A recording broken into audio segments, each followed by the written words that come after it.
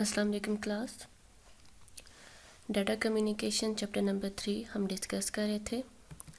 Last lecture में हमने signals और सिग्नल्स की टाइप को डिस्कस किया था, जिसमें हमने देखा था सिग्नल दो तरह के होते हैं, एनालॉग सिग्नल और डिजिटल सिग्नल। एनालॉग सिग्नल ऐसा सिग्नल जो वेव फॉर्म में कंटिन्यूसली अपनी डायरेक्शन को वेरी कर रहा होता है, जबकि डिजिटल सिग्नल जिसमें दो ही स्टेट्स होती हैं, एक हमारे पास हायर और एक हमारे पास लोअर स्टेट होती है। इसके अलावा हमने इसी चैप्टर में कंपोनेंट्स ऑफ कम्युनिकेशन भी देखे। कंपोनेंट्स ऑफ कम्युनिकेशन में हमने देखा कि हमारे पास जो कम्युनिकेशन होती है उसमें डिफरेंट कंपोनेंट्स अपना अपना एक रोल परफॉर्म कर रहे होते हैं, जिसमें सेंडर होता है, रिसीवर होता है, मैसेज होता है और इनकोडिंग, डिकोडिंग और मीडियम मौजूद होते हैं। वहीं पे हमने डिस्कस किया था मैसेज। मैंने आपको बताया था कि जो सेंडर होगा उसके पास कोई मटेरियल होगा, उसके पास कोई डाटा होगा जिसे वो सेंड करना चाहता है, तो वो डाटा बेसिकली क्या कहलाता है, वो मैसेज कहलाता है। और मैंने आपको जैसे बताया भी था कि वो मैसेज किसी भी टाइप का हो सकता है। उस मैसेज में डिफरेंट किस्म का डाटा हम डाल सकते हैं और वो डाटा किस किस किस्म का हो सकता है, वो डिफरेंट टाइप ऑफ डाटा में हम डिस्कस करेंगे। हमारा मैसेज टेक्स्ट फॉर्म का हो सकता है, यानी जैसे हम किसी को टेक्स्ट मैसेज भेजते हैं, हम किसी को कोई लेटर भेजते हैं, हम किसी को कोई ईमेल भेजते हैं, तो उसमें हमारे पास कलेक्शन ऑफ कैरेक्टर्स होते हैं। उसमें हमारे पास डाटा कैरेक्टर्स की फॉर्म में होता है, उसमें हमारा डाटा टेक्स्ट फॉर्म में होता है। तो हम जब कम्युनिकेशन करेंगे तो हमारा डाटा टेक्स्ट फॉर्म का भी हो सकता है, हमारा डाटा न्यूमेरिक फॉर्म का भी हो सकता है। अब न्यूमेरिक फॉर्म किस तरह से होगी? न्यूमेरिक फॉर्म यानी डिजिट्स की फॉर्म में। अब डिजिट्स की फॉर्म में हमारा डाटा हर किस्म का आ जाएगा जिसमें डिजिट्स हों, इंटीजर्स हों। जैसे फॉर एग्जांपल हम कहते हैं 47 एक डिजिट है, या हम कहते हैं 1.3 ये भी एक वैल्यू है, न्यूमेरिक वैल्यू है, या हम कहते हैं +7 या -24। तो ये वैल्यूज़ हमारी क्या है, नेगेटिव, पॉजिटिव, या हमारे पास वैल्यू भी डेसिमल पॉइंट या इंटीजर्स, ये सारे न्यूमेरिक डाटा में आते हैं। हम इस किस्म का डाटा भी एज अ मैसेज भेज सकते हैं। यानी हमारे पास जो डाटा है वो डिफरेंट तरह का हम रिप्रेजेंट कर सकते हैं। हम डाटा को टेक्स्ट फॉर्म में रिप्रेजेंट कर सकते हैं, हम डाटा को न्यूमेरिक फॉर्म में रिप्रेजेंट कर सकते हैं, हम अपने डाटा को इमेज फॉर्म में भी रिप्रेजेंट कर सकते हैं। अब इमेज क्या है? हमारे पास ग्राफिकल रिप्रेजेंटेशन, जिसमें हमें डिफरेंट कलर्स, डिफरेंट कंपोनेंट्स हमें ग्राफ की फॉर्म में नज़र आते हैं, पिक्चर की फॉर्म में नज़र आते हैं, इमेज की फॉर्म में नज़र आते हैं। तो इमेज भी हमारे पास एज अ डाटा हम कंसिडर कर सकते हैं। ऑडियो भी हमारे पास डाटा की ही एक टाइप है। ऑडियो हमारे पास क्या है, जिसमें हम वॉइस नोट भेजें, जिसमें हमारे पास सिर्फ साउंड फॉर्म का डाटा हो, जिसमें हमारे पास कोई विजुअल रिप्रेजेंटेशन ना हो, सिर्फ हमारी आउटपुट किस फॉर्म में हमें रिसीव हो रही हो, साउंड फॉर्म में। इसके अलावा वीडियो। अब वीडियो क्या है? बेसिकली कम्बिनेशन है। कम्बिनेशन किसका है?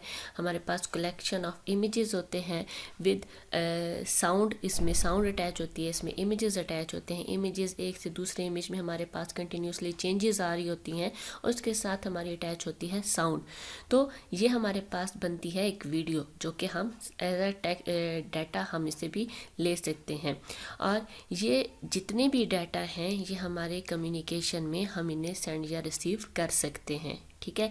और हमारा जो डाटा है वो कम्बिनेशन ऑफ दिस टाइप भी हो सकता है। हमारी कोई ऐसी ईमेल हो जिसमें हमने टेक्स्ट भी रखा हो, जिसमें हमने कोई ऑडियो भी अटैच की हो, जिसमें हमने कोई वीडियो भी अटैच की हो, और वो पूरी फुल ईमेल एज आ डिफरेंट मीडियाज मूव करके हमारे रिसीवर के पास जाएगी।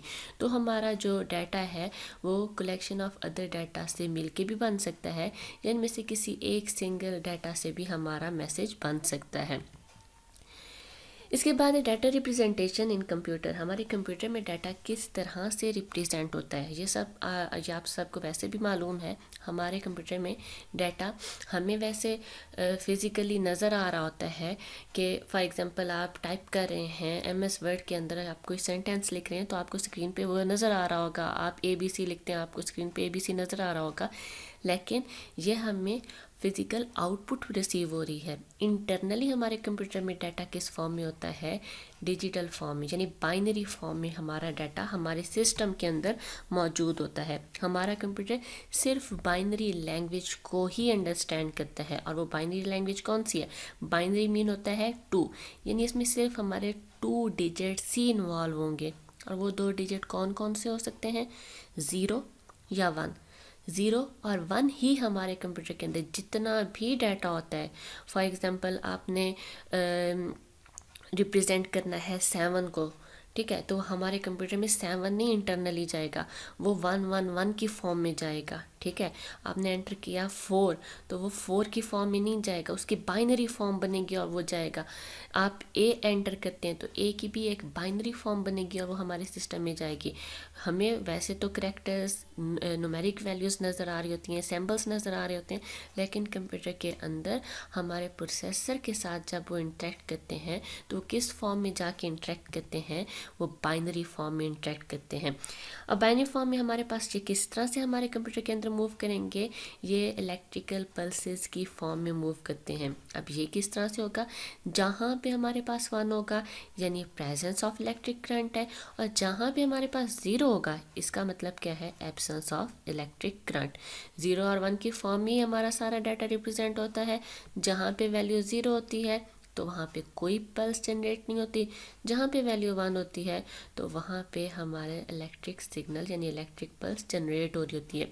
हमारा प्रोसेसर इसी 0 और 1 यानी एब्सेंस और प्रेजेंस ऑफ इलेक्ट्रिक करंट को लेके इंडिकेट करता है वैल्यू, और उसके अकॉर्डिंग वर्किंग कर रहा होता है। तो इंटरनली कंप्यूटर के अंदर डाटा हमेशा किस फॉर्म में जाएगा, बाइनरी डिजिट्स की फॉर्म में जाएगा, 0 और 1 की फॉर्म में जाएगा, और इन बाइनरी डिजिट्स को हम क्या कहते हैं, बिट कहते हैं।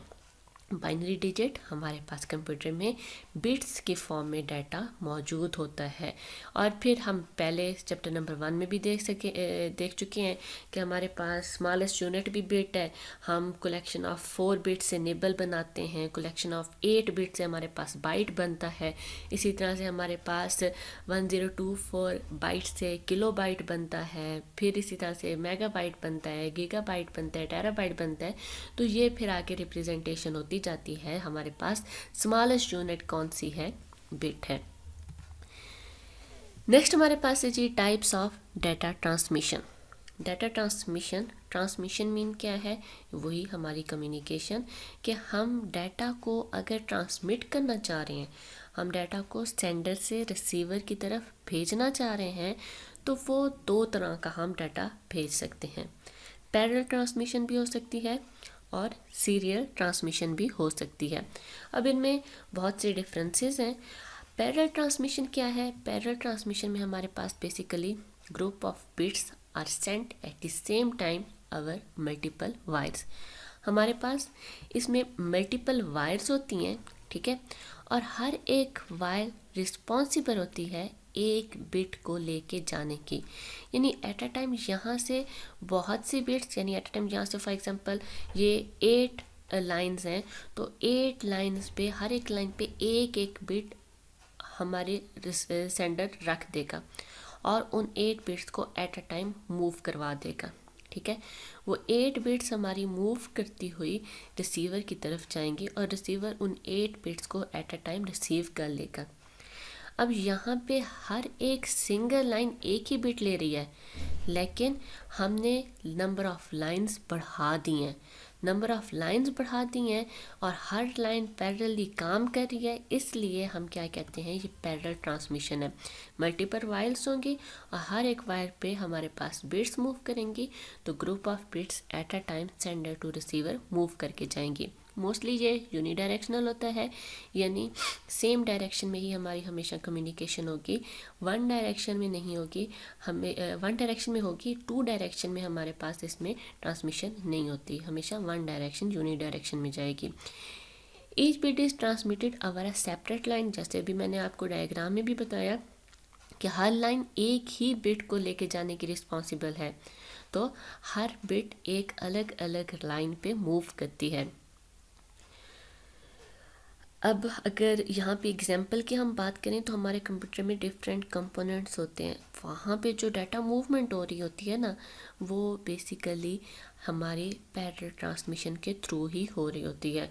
अगर फॉर एग्जांपल आप कंप्यूटर से डाटा भेजना चाह रहे हैं प्रिंटर के अंदर, ठीक है, तो हमारा डाटा कैसे मूव करेगा? थ्रू पैरेलल ट्रांसमिशन मूव करेगा। हम किसी एक डिवाइस, कंप्यूटर के अंदर जो डिवाइसेस हैं, जैसे हमारा प्रोसेसर मॉनिटर में डाटा भेजना चाह रहा है, हमारा प्रोसेसर किसी आउटपुट में डाटा भेजना चाह रहा है, किसी इनपुट से डाटा लेना चाह रहा है, तो इंटरनल जो डाटा ट्रांसफ़र होता है वो पैरेलल मोड में ही हो रहा होता है, ठीक है। इसके अलावा इसमें आपने एक पॉइंट याद रखना है कि ये फास्ट एंड स्पीड है as compare to serial transmission. इसमें ट्रांसमिशन फास्टर वे में होती है। और क्यों होती है? क्योंकि ये एट अ टाइम बहुत सी बिट्स भेज सकता है, इसके पास इतनी कैपेबिलिटी है कि ये मैनी बिट्स को एट अ टाइम सेंड कर सकता है, ठीक है। नेक्स्ट हमारे पास है सीरियल ट्रांसमिशन। ये भी एक मेथड है ट्रांसमिशन का। इसमें हमारा डाटा किस तरह से मूव करता है? इसमें हमारा data bit by bit move करेगा। एक बिट हमारी कंप्लीटली जब सेंड हो जाएगी, फिर उसके बाद दूसरी बिट, फिर उसके बाद तीसरी बिट, सीक्वेंशली हमारे पास इस तरह से ये बिट्स सेंड होती हैं। अगर फॉर एग्जांपल हमने एक करैक्टर सेंड करना है, एक करैक्टर में याद रखना है 8 बिट्स होती हैं, एक करैक्टर में 8 बिट्स होंगी। पैरेलल ट्रांसमिशन में 8 ही लाइन थी, एट अ टाइम वो करैक्टर सेंड हो गया। अगर सीरियल ट्रांसमिशन में हमने उस एक करैक्टर को सेंड करना है, तो उस एक करैक्टर की कितनी बिट्स बनेंगी? 8। फिर पहली बिट ट्रांसफ़र होगी, फिर दूसरी बिट होगी, फिर तीसरी बिट होगी। इस तरह से बिट बाय बिट हमारा डाटा इसमें ट्रांसफ़र होता रहता है, ठीक है। अब यहाँ पे हमारे पास क्योंकि data bit by bit move कर रहा है, eight a time many bits नहीं, एक टाइम में सिर्फ एक ही बिट मूव कर रही है, इसलिए ये स्लो इन स्पीड है। इसमें हमारी स्पीड क्या होती है? As compare to parallel transmission इसकी स्पीड स्लो होती है, ठीक है। टेलीफोन लाइन की यहाँ पे एग्जांपल दी हुई है। टेलीफोन लाइन यानी आपने ये जो लैंडलाइंस देखी हुई हैं, इसमें हमारा जो डाटा मूव कर रहा होता है सेंडर टू रिसीवर, वो सीरियल ट्रांसमिशन के थ्रू ही मूव कर रहा होता है। यहाँ पे देखें तो एक डायग्राम में ये चीज़ मैंने एक्सप्लेन करने की कोशिश की है। ये हमारा सेंडर था और ये डाटा ये सेंड करना चाह रहा था।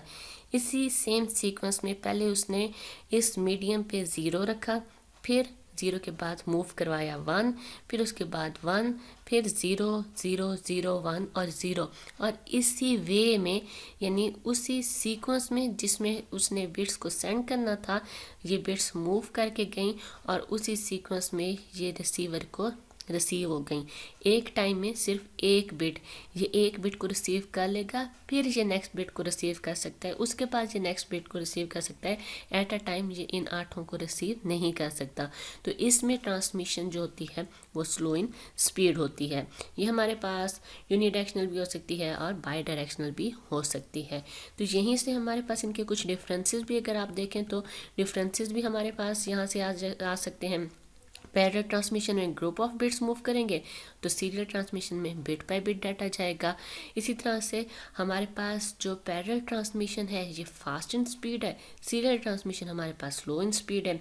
पैरेलल ट्रांसमिशन में आप कोई ना कोई एग्जांपल दे सकते हैं किसी ट्रांसमिशन मोड की, जैसे कंप्यूटर से प्रिंटर की यहाँ पे मैंने एग्जांपल दी हुई है। और सीरियल ट्रांसमिशन में टेलीफोन लाइन के थ्रू सीरियल ट्रांसमिशन होती है। तो 3 to 4 पॉइंट्स और विद डायग्राम अगर आप बना दें तो शॉर्ट क्वेश्चन में अगर ये क्वेश्चन आता है कि कंपेयर करें या डिफ्रेंशिएट करें सीरियल और पैरेलल को, तो ये डिफरेंसेस आप वहाँ पे मेंशन कर सकते हैं।